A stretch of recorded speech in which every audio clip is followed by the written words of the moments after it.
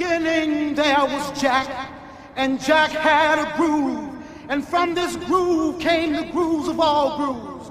And while one day viciously throwing down on his box, Jack boldly declared, "Let there be house," and house music was born. I never thought that my songs were going to start anything. It was just stuff I was just writing at home that I wanted to listen to. From the underground clubs of Chicago, house has grown into the biggest musical phenomenon since rock and roll. If somebody told me when I was younger that this music that we were making in our basement would be the shot heard round the world, I would say, give me some of what you smoking, pal.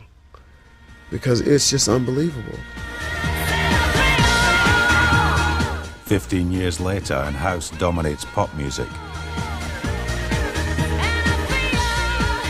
From Madonna to U2, no one has escaped its restless beat. I think the house is a feeling, and I think that if you don't feel it, it can't be house. It's a feeling that's turned DJs into superstars. It's not just about playing the latest bunch of tunes. Never has been. And it's made nightclubs into global brands. I certainly know that when a DJ gets out there and performs fantastically and does a brilliant job and there's a wicked crowd, you really can't beat it. You know the score. Not just a type of music. It's a way of life. It's just a feeling in the clubs that you get from these drive-in tracks, these great tracks, great songs. And I just see all of these people enjoying this music that they don't really understand why it was even created. You know what I'm saying? They don't even understand the basis of what house is trying to do from the get. It ain't about popping it. It isn't. This is the story of the people who made house. The soundtrack to our lives. Anything that starts off underground is house to me. I don't care how big it gets. If it started out underground, then and it had that big club feel, then that's house. We stole everybody's music. I mean, that's how we created our sound. The way the Chicago guys did it, they just took like disco grooves and rehooked them up, you know what I mean?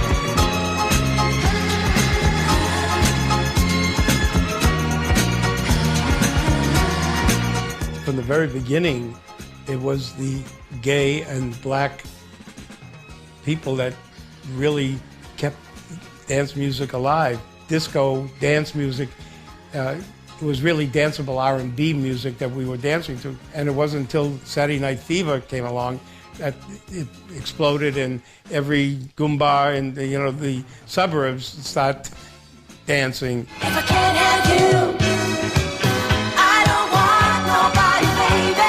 If I can't have At the end of 1977, Travolta showed everyone how to do the hustle. Disco came out of the underground. nobody, baby. If I can't have you, oh. As the whole world caught Saturday Night Fever, Mel Cheren's partner, Michael Brody, had a vision of a new kind of nightclub. Michael and I said, if people can dance together, they can live together. And that's why it was so important to bring all kinds of people, black, white, straight, and gay, together with music. And one day, Michael called me and said, Mel, I found the guy that's going to make it happen for me. And he was talking about Larry Levan. This is 84 King Street, Paradise Garage. Larry was the talent. Larry was the music. Larry was the imagination. Larry was the spunk. Not to just, polish up Larry, but the truth of it is the truth. Larry was everything. Opened in January 1978, the Paradise Garage had the biggest dance floor and the best sound system in New York. But it was resident DJ Larry Levan who made the garage legendary. Sometimes you get a thing from me, and you want my company. Yes, you do, baby. He played music sometimes that was so intensive, music that made you get down, made your body go down. He'd say, see that crowd over there? Watch what happens when I put this record on. It was like Snake Charmer. He made you go like this, he made you go like that. He wasn't great at mixing. He could if he wanted to. That wasn't his thing. He knew how to play a song. He wouldn't just play one sound or one style. Dropping disco, various different rhythms. That whole night you went in, you just came back singing songs, and you went home just thinking about what happened last night. Such an exciting time and place. New York was the heart, and that's what attracted me to New York. I had to go because I was so into the music. You gotta push it to me, baby. Push it to me, baby. You gotta start it to me, honey. Start it to me, girl. If you want my money. If you want my money. You gotta make it good as honey. He was technically a genius. The actual bass speakers were named after Larry. They were called the Van Horns. You know, he controlled everybody. That was his job. He would shut the music and go down, get a ladder, and clean the mirror ball if he didn't think it was clean enough. And out of nowhere, boom! Blast the music. Everybody, oh! Come on, you can get it, anytime. Tonight is fine. I got my mind on you. Come on, you can get it, anytime. Tonight is fine. First time I went, I was 17 years old. And I was like, my God, never seen a place like this before. When you first went into it, it was like entering Dante's Inferno. They spiked the punch, okay, and they would tell you that they were gonna spike it that particular night. So that meant the whole crowd was just all on acid. You know, and next thing you know, you're just like so spaced here, and then somebody handing you a popper, and you're doing the popper, you know, and everybody hiring Quaaludes. The deepest corners of the club, all right, you have people engaging in sex, you know?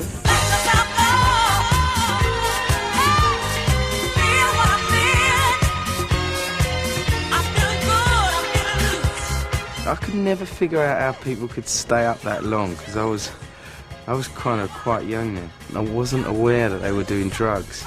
So me and my friend, we used to just stay up all night and, you know, come 7, 8 in the morning, we were literally exhausted, but then we brought out the coffee and we were on the coffee, and I always used to fall asleep on the subway going home and end up stuck in the Bronx.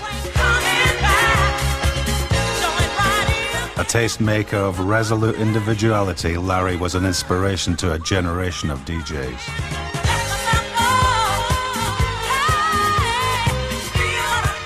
Larry could create a house party atmosphere with 2,000 people. It really got me into the whole club and DJ kind of thing. Paradise Garage set trends. Paradise Garage was one of the first of its kind. And 20 years later, people are still talking about the influence Paradise Garage had on music in the culture. Disco sucks! Disco sucks! But only 18 months after Saturday Night Fever, dance music was facing a massive backlash in America. Disco sucks! Disco sucks! Disco sucks! Yeah! Steve Dahl was blowing up disco records out at Comiskey Park and, you know, getting all these rock and roll heads to join in. And, you know, there was a huge backlash on disco music. This is now officially the world's largest anti-disco rally! In 1979, DJ Steve Dahl led an anti-disco campaign that struck a chord throughout suburban America. It was more about blowing up all this nigger music and, you know, destroying disco. Strange enough, I was an usher, working his way towards his first synthesizer at the time. What I noticed at the gates were people were bringing records, and some of the records were disco records, and I thought those records were kind of good. And some of those records were just black records. They weren't disco. They were just black R&B records. And I should have taken that as a tone for what the attitude of these people were. I know that nobody was bringing Metallica records by mistake. They might have brought a Marvin Gaye record, which wasn't a disco record, and that got accepted and blown up along with Donna Summer and Anita Ward, and so it felt very racial to me. Is it all over my face? Too black and too gay for middle America, disco went out of fashion as quickly as it began. I'm in love dancing. Is it all? Radio stations switched to rock and pop. Record companies closed their dance labels. Steve really hurt the dance music business. I mean, back in the day during the disco era, it was amazing the amount of music we were getting and the popularity of disco music. And all of a sudden we had such a backlash. I mean, it went from being able to work in the nightclub of your choice and having a huge crowd and making good money to basically not even being able to get a gig at that point. Of course, in the underground, it was business as usual. I'm surprised to see your suitcase at the door. Remember the good times, don't you want some more? It's not a perfect love, but I'll defend it. 'Cause I believe it's what God intended. In 1977, club promoter Robert Williams brought a young DJ from New York to play at his new club, The Warehouse. His name was Frankie Knuckles. Because of Frankie's music style, no one could touch him at that point. I'll be right there. Yes, I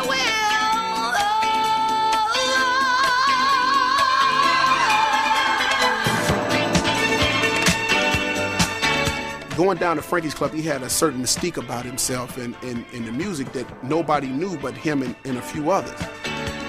Knuckles played the classics. You know, he would bang stuff out, but he's more classy.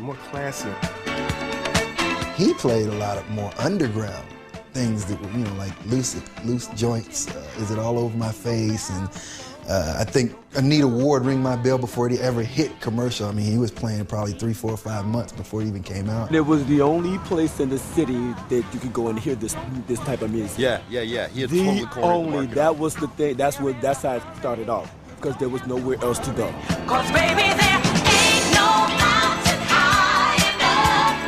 Ain't no valley low enough. Ain't no river wide enough. Knuckles brought the energy of New York's gay scene to Chicago. Getting to you. It wasn't long before straight kids were checking out the club. This music was really something that would grab your soul. I mean, you could feel the groove, and I mean, the basses were heavier. You know, the vocals were very soulful and uplifting, you know, and everything. So it was just, and for gay people especially, you know, they're very animated. This would just really, I mean, they would take this music to new heights. Like hands in the air and flailing, and they're on the walls, and they're jumping on top of speakers, and they're all from this end to the other, and I'm just like, wow, this is incredible. You had never seen, you knew that there were gay people around, you knew that they partied, but you had never seen like two guys kiss in front of you. Yeah. The place was like this throbbing, hot, you know, mixtures of just body to body. And I mean, you know, yes, I remember it was, you know, all black people and mostly all black men. There were a few women, not very many, you know, but it was just a really cool place, and it made me feel at home. I think at that time it changed a lot of people's perception of stuff. I think that a lot of straight people found like it's okay, you could talk to somebody that's gay. When you look up and guys are kissing, you're like, well, they're not kissing me, so you know, I'm doing my thing. The Warehouse was a sensation in Chicago, but no one could have imagined that it was about to give its name to a whole new style of music. If you were a DJ in Chicago, if you wanted to have the records, there was only one place to go, and that was Imports. This is where Imports was. People would come in and looking for warehouse music, and we would put, you know, as heard at the warehouse or as played at the warehouse. And then eventually we just shortened that down to, because people also just in the vernacular, they started saying, yeah, what's up with that house music? Now at this time they were talking about the old classics, the South Soul, the Philly classics and such. So we'd put on the labels for the bins, we'd say house music. And people would start coming in, eventually just asking, Yeah, where's the new house music?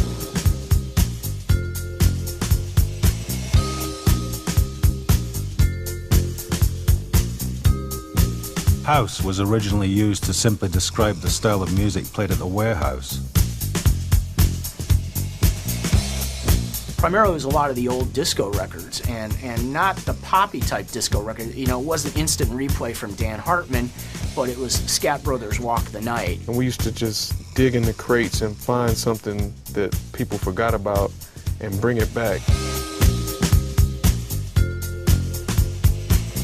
With such a limited supply of old tunes, DJs became increasingly creative on the decks.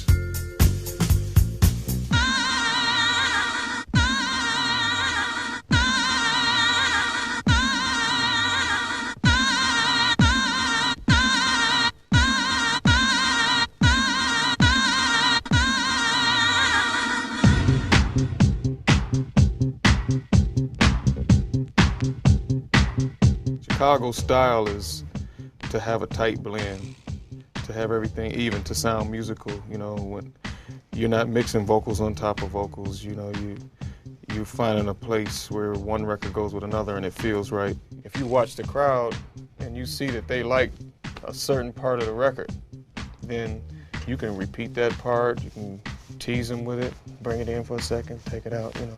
Like there's a part in here where it goes, but it doesn't come in till the end. So say I wanted to bring that part in, then I would, if I had it planned, I'll just show you how I would move to that section. Like right now it's on the beginning of the record. I'm gonna take this one and move the record up to the umda.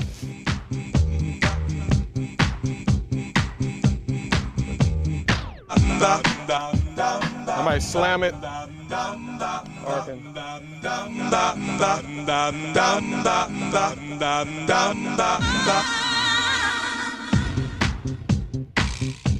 Say I wanted to play that part, but I want to get to the verse quicker, I'll just do that.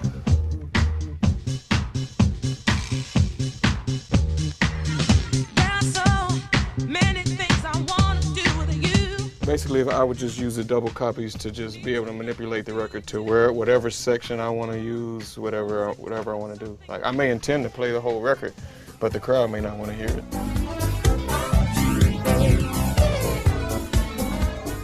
These tight mixing techniques were honed to perfection on radio station WBMX by the Hot Mix 5.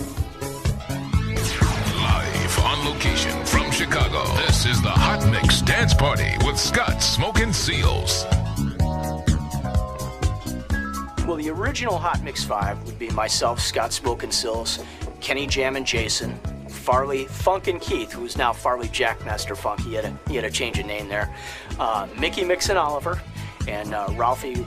It was Ralphie Rockin' Rosario back then. I think initially there actually would have been 6 of us, and one of the guys didn't show up that day. Poor Jeff Davis. Sorry, Jeff. It was just such a mystique to that whole show. You know, Saturday Night Live, ain't no jive. I remember that was what they used to say.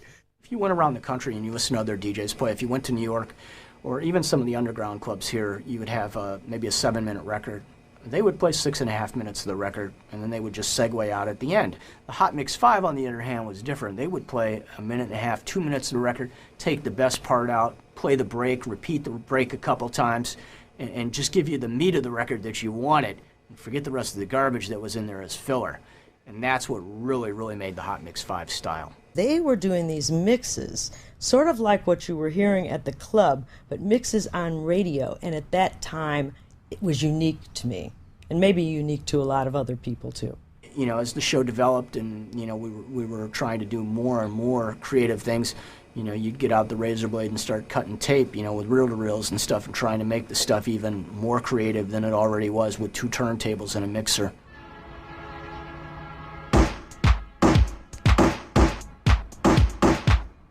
But it was when DJs started adding drum machines that house really started to take shape.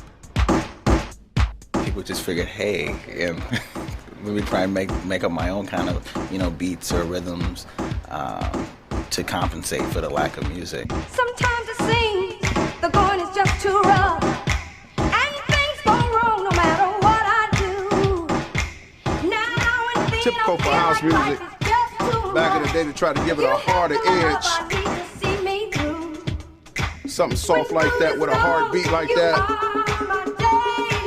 Nothing like what hardcore is today, but back then this was our hardcore, believe me.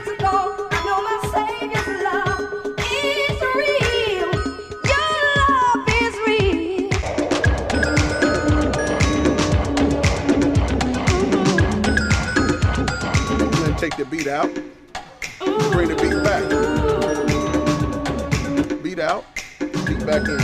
Record with beats, a cappella, both together.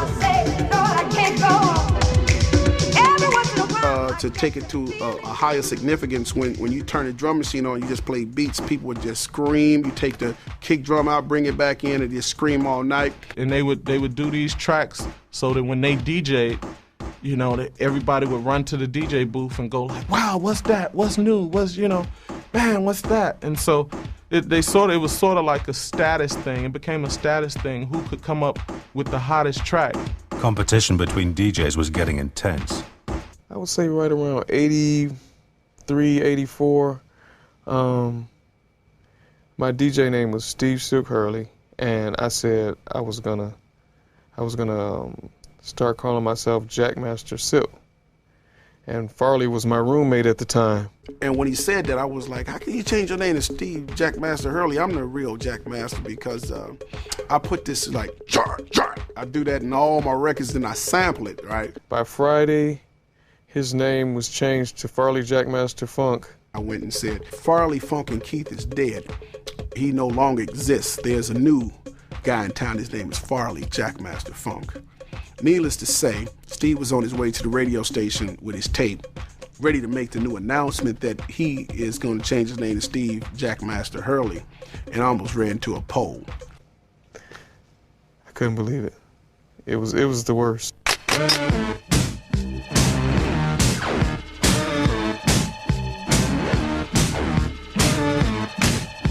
In 1983, a new club opened in Chicago, the Music Box. Its DJ Ron Hardy had an intensity that took clubbing to a whole new dimension.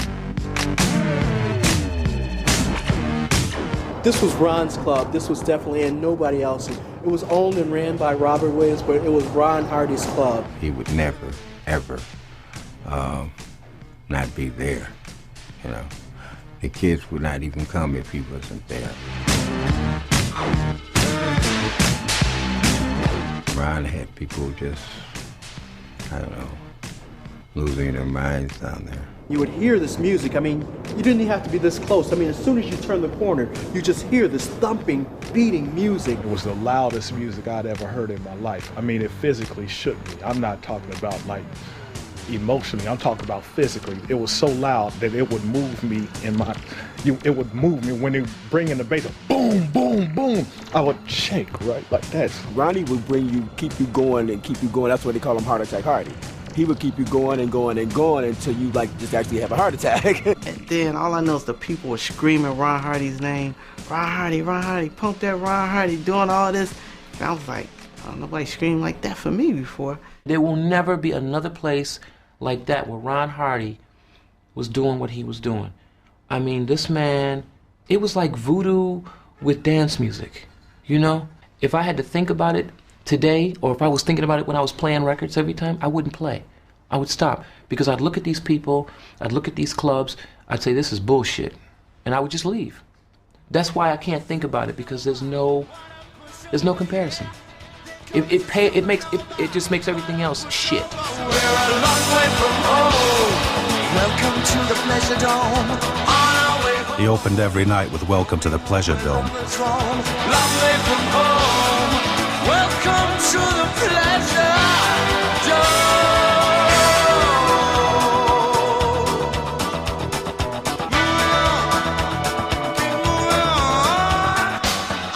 He played real fast.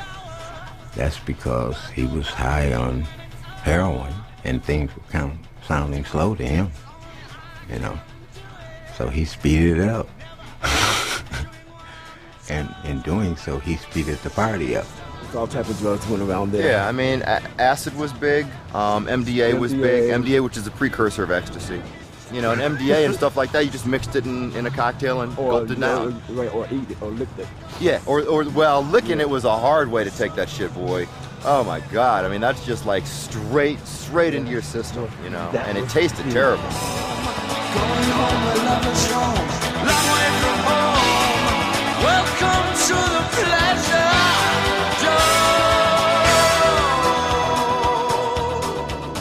We were kind of into this punk out era, and playing music like some of the Blondie tunes and the B-52s. Rock Lobster.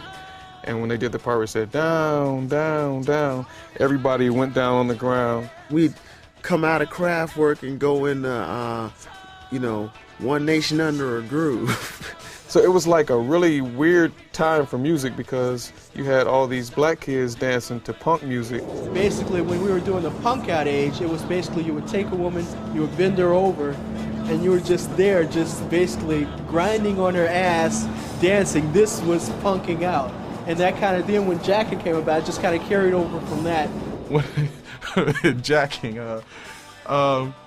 first became aware of jacking at the music box. It was just part of the language, part of the culture. Just people say, I'm going to go down to the box, I'm going to jack my body. It would be like maybe one girl, and it would be 7 guys dance with one girl, and she'll be in the middle, and they would be in a circle around her, and they would jack, which was like she might be bent over or something, they would be standing behind her. Guys jacking women, guys jacking guys, girls jacking girls. Jacking with this fucking speaker was always a hometown favorite. Or the wall. Or the wall, whatever was handy. If you were lucky enough to have a person with you, then yeah, you're jacking to that person. But if you didn't, you find a pole, you find a wall, it fills a doorway. You just get on the door and you just jack in your body all night long. And it was also really kind of contagious. Once you would start in one part of the dance floor, before you knew it, everybody was engaged in this sexual pantomime. I've even heard some stories about more than just the jacking going on behind the speakers. And I mean, you could do all sorts of freak shit on the floor. No shit, you could be grabbing girls' breasts, you could be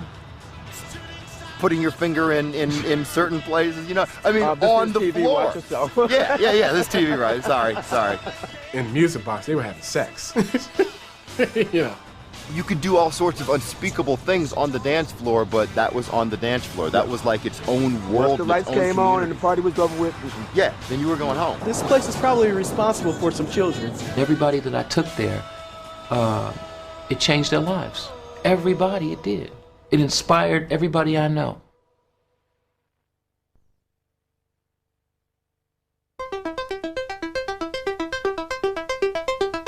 House was about to produce its very first star.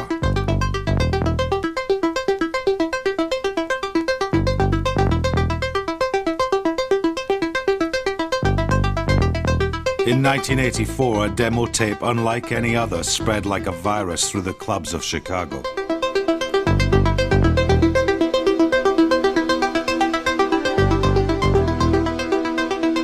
My friend had a copy of a copy of a copy of a copy of a copy of a copy. One guy would get a copy of a tape from Frankie, and it would be copied thousands of times all over the city. There was this one little sequence line, and it was just like a 3-note line that just repeated. But when that came on, everyone knew that was Your Love. I mean, the crowd, everybody, it was a big thing. Everybody was singing along with the song. Everybody, in the whole crowd.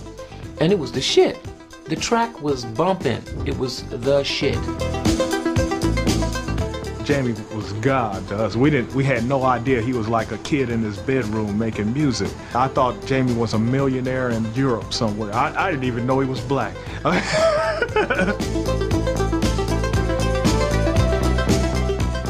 I hear the song and I just remember the reasons why I wrote it. So, but a lot of people tell me, that song touched me and this, and I'm grateful, that happened for them. The son of strict parents, Jamie hadn't even visited the clubs that Your Love was being played in.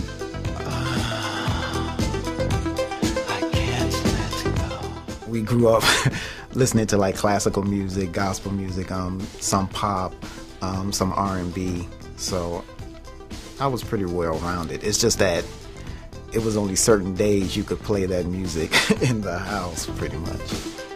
I was in a relationship with a young lady by the name of Lisa Harris, and we were pretty serious. And it was the first relationship that I had that I felt was really real for me. I was always waiting, looking for that one individual person to feel like I have a connection with. And when I met her, it just happened. I kind of like, and when I talk to her still, because we still talk, I tell her if it wasn't for her, these songs wouldn't have been written. When your body's next to me, I begin to sweat. When we touch, I lose control. Now you know what's next. Fantasizing all the time, your body next to mine. I sent this tape to every company in New York, and they turned it down. This is not what we're looking for. We're not into this. So I was like, fine. But his tape was huge in the clubs. Well, I need your love. I need your love. I need your love. Your Love was the year zero in the evolution of house music. I need your touch. Don't make me wait for your love. Listen to it, man. It's a brilliant track. You know, you take a hit nowadays and you ask somebody what was so good about it. They can't really tell you. Oh, this hook, the hook, oh, the bass line, all that. But a great song is a great song. And that Jamie did some great songs, like 3 or 4 in a row, and they went all over the city, but they just weren't out on record.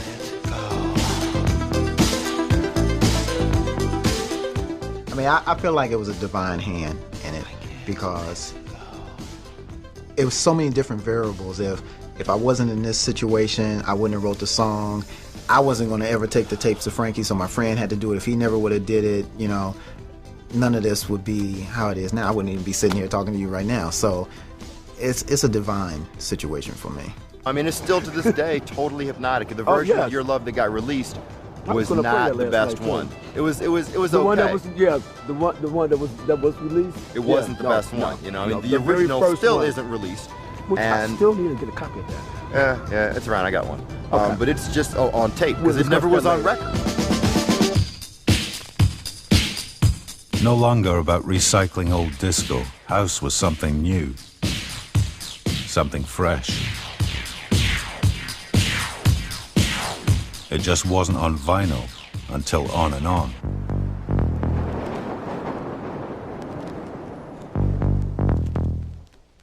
Jesse Saunders, On and On. The very first house record. To this day, I've had people offer me $1,000 for this, if not more.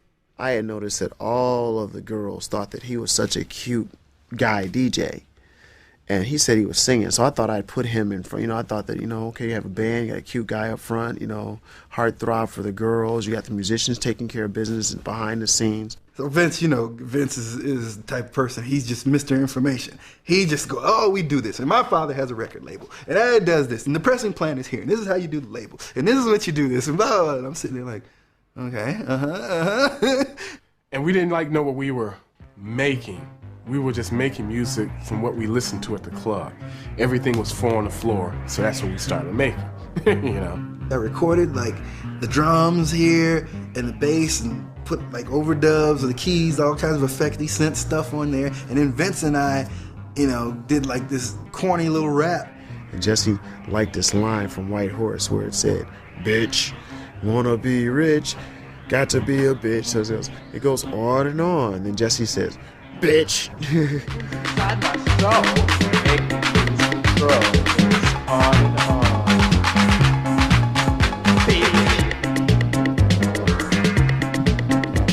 Just clap it to the beat. Jesse thinks it's neat. It's on and on. Jesse and Vince got their tune into the clubs and onto the radio. By the time they turned up at Imports, etc., On and On was a must-have record. And they're like, "Where'd you get this record?" They're like, "We made it. It was us. We did it. We did this record." And the guy said, "Really? What do you mean?" I'm like, "We made the record. It's our record. It's on our record company. See, that's my handwriting on the label." Vince wrote this. This was just a blank cover. He hand wrote this himself. He goes, how many you got? I'm like, you might want to think about it, because I got 1,000 of them in my car. How many do you want? And he says, I'll take them all. How much do you want for them? And I very quickly thought to myself, okay, it costs us $1 to make the records. And I want to get $2 at least, because then I'll make 50 cents and Jesse will make 50 cents and we'll be cool.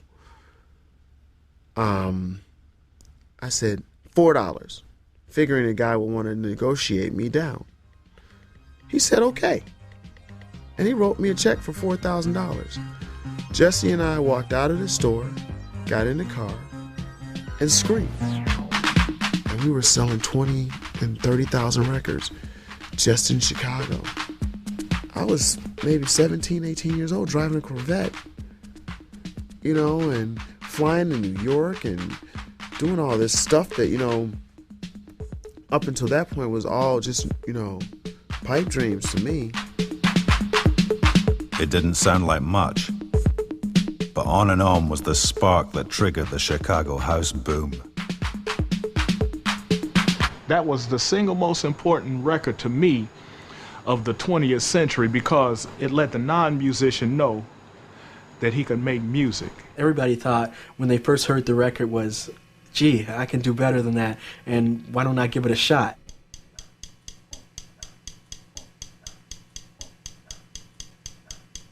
The first thing you have to do is you have to start off with a strong kick drum. And then you have to have a bass line. And from there, you build on it. You build on it with snare drums. You build on it with the hi-hat. You build on it with the rim shot, with the claps. And then we just needed something to say over it. So I ended up saying Time to Jack and just kind of pitch my voice down a little bit. And history was made. Time to Jack. Time to Jack. Time to Jack. I can remember the first time I heard it played in a club was a club on Rush Street called the Mars Bar, and Farley was playing there. And I took it to him, and he looked at it, he put it on, he listened to it in the headphones. About 5 seconds later, he slammed the fader over, and you hear just this thump, boom, boom, boom, boom. And then all of a sudden you hear, Time to Jack. The crowd just went fucking wild. People just lost their minds. Time to Jack. By 1985, every kid in Chicago with a drum machine was making house. For a time, Chicago house just took over. You couldn't go to a club and just not hear our music, and it was a great moment.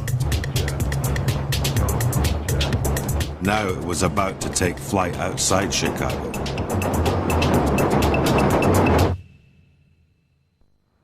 They didn't know how to play their instruments. Most of them weren't even musicians. They came along with the music media, with the electronic revolution. They learned how to beat out simple rhythms on the drum machines that nobody knew about. And they learned how to use sequencers when sequencers were strange toys. They were innovators, pioneers. It was just a special time.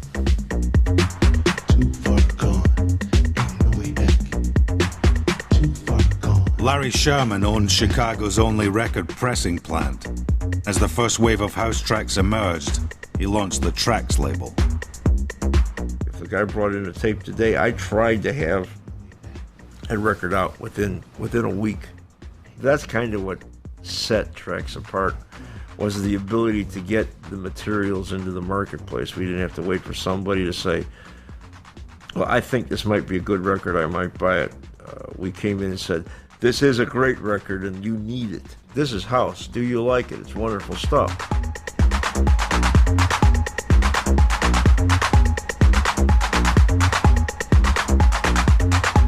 Early releases like Adonis's No Way Back defined the emerging house sound. Release my soul, I lost control. But it was business skill that made Trax the dominant label. Vinyl at that time was running about 70 cents a pound or 30 cents a record, roughly. I couldn't afford it to produce large quantities because the cash flow was terrible. So I bought large quantities of new unsold records. Then he'd grind them up, and he'd reprocess them again and make new records, which is why his records always had the pops, and they weren't like very well pressed, and they would warp and everything because it wasn't virgin vinyl. And I apologize to the public on this one. The reason that some of the records were at best shoddy at sometimes was because I just ran the parts. If they would still fit in the machine and didn't come out, I was running records. Made the best record you could make for a quarter.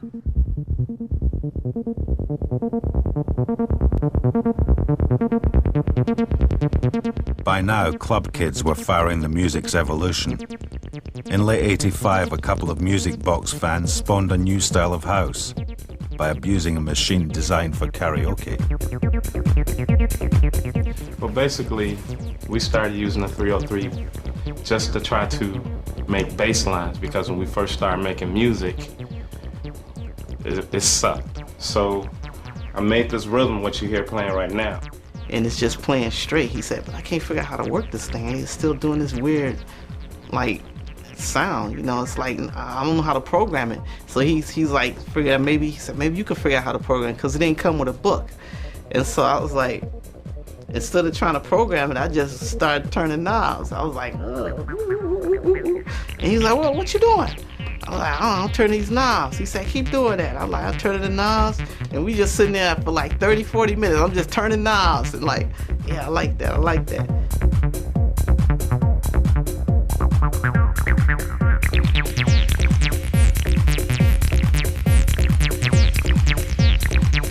There's been 5,000 acid house records after that one, and nobody did it like Pierre. Pierre did it in a musical way that followed the mood of the song. Everybody else just turned knobs, man. No, it's never been done like that. So if anybody would be daring enough to play this, it would be Ron Hardy. He ended up playing it 4 times that night. The first time he played it, the people didn't really know how to react to it. He played it again. People was looking like, I guess it's early. He playing some crazy stuff. The 4th time, they lost their mind. And that was the birth of acid right there.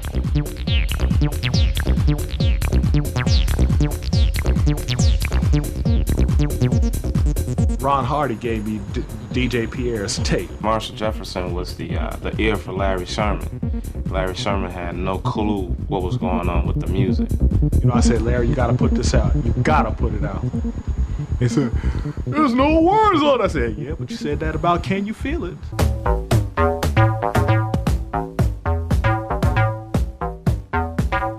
Can You Feel It brought jazz sophistication to the raw house beat.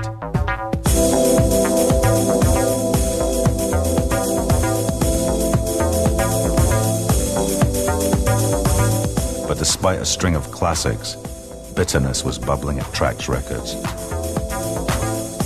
You get the contract, he tells you how much money he's gonna give you, and that's it. And meanwhile, this guy could be making thousands and thousands and thousands of dollars on your music. All you had to do is say, this is a standard contract, and they say, oh, well, if it's a standard contract, where do I sign, you know? A lot of kids, you know, for $1,000, Larry would give them $1,000 and say, but I own everything. If you don't have the money, you can't go get a lawyer to read the contract for you.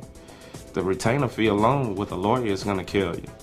Larry's admonitions to his artists who are signing up without lawyers, he would, at least I heard him say this, and he seemed to be, you know, doing it. He seemed to be proud of the fact that he was giving them this, like, warning in advance. You know, he says, oh, look, you say, I want you to know that this is a business. He says, and if I can screw you, he says, I will. You know what I mean? And he meant it, you know what I mean? And not that he's any more unusual than any other record company, in my opinion, but I always admired him because he was honest enough to tell them in advance that, you know, you might be, you know, in for a real experience here. The pioneers of house had sold their tracks to Sherman. But as record sales boomed, some felt hard done by. I mean, what would happen is they would go there with their first record because he was the only plant in town. They had reservations, but the thing of wanting to get their music out was just a little stronger, and so they're trying to do the best deal that they can do. But it just wasn't good enough, you know? Larry's deal is a deal. It's an opportunity. Guys get to put records out. But you may not make any money. That's just the deal. The paperwork is right. The people got paid handsomely in the early stages. It's just a general consensus in house that they're of the opinion that they sold more records than the business dictated. Move your body. The burning desire to dance had defiantly spawned on new music. Move your body. It was not without cost. Both Larry Levan and Ron Hardy were to die of drug-related illness in 1992. Rock your body. But their legacy is a music that has taken flight far beyond the clubs of its birth. Without such pioneering DJs, dance music would never have flourished. Without labels like Trax, house music may never have left Chicago. But without Marshall Jefferson, house wouldn't have Move Your Body.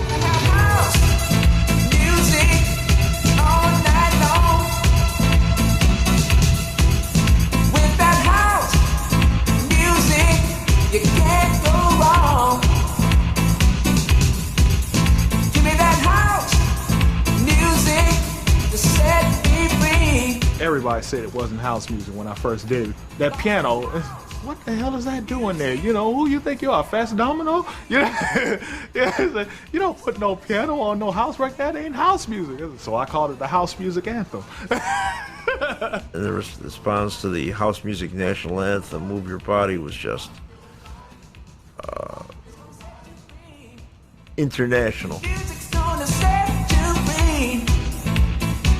I equate the record to like Bill Haley and the Comets, Rock Around the Clock, right? Rock and roll was before that song, but that gave everybody the name, because right after Move Your Body came out, reporters started coming from all over the world. What's house music? What's house music? What's house music? Right? So, you know, Move Your Body said, gotta have house music all night long. With that house music, you can't go wrong. You know, give me that house music. Then it's called the house music anthem. Sexy body, move your body. House had a sound. It had a name. By 1986, it was ready to cross the Atlantic. When I went to London, it was all over the radio, all the clubs. I said, this scene remind me of Chicago. For me, it's an amazing thing to see that another country embraces our music bigger than the country that we're from. House music's bigger than any one person. It's bigger than all of us. And I would have to say to have a portion of its inception be my legacy. You know, I feel that that's just an honor. I'm flattered. Move your body, move your body. More on the pioneering innovation that is Pump Up the Volume next week, same time. The book, Pump Up the Volume, priced $9.99, and the official double CD, History of House, featuring tracks from the show, are out now. To order your copy, call 0870 1234 or click on to channel4.com/shop.